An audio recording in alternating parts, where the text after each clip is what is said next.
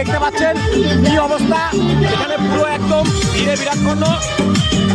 এ কোনো মানে এমনি ভিড় নয়, এইসব ভক্তদের ভিড়। দেখুন তারকেশ্বরে কিভাবে কাতারে কাতারে লোক যাচ্ছে, পুরো ভারতবর্ষের লোক, পুরো ভারতবর্ষের থেকে লোক এসছে এখানে।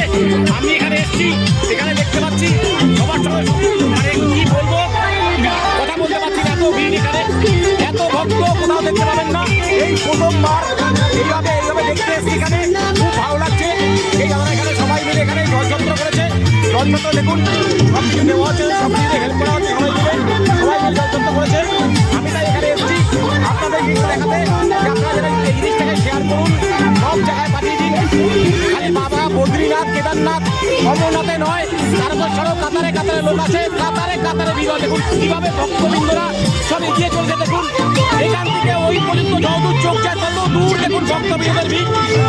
দেখে যান, আপনারা শেষ করতে পারবেন না, আমি বলে বলে তো আপনার কত ভক্তবৃন্দের ভিড়, এভাবে বলে বোঝা যাবে না, আপনারা একবার না আসলে বুঝতে পারবেন না।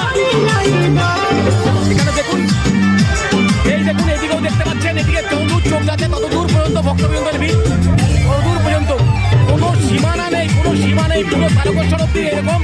এটা শেওড়াপুরি থেকে জল তুলে যারা আসছেন বাবার মাথায় জল ঢালার জন্য, দেখুন আপনারা সবাই দেখতে পাচ্ছেন, সেই শেওড়াপুরি থেকে তারকেশ্বর অব্দি এরকম কাতারে কাতারে ভিড়। কয়েক হাজার নয়, শ নয়, লাখে লাখে লোক আসছে, লাখে লাখে লোক বাবার কাছে।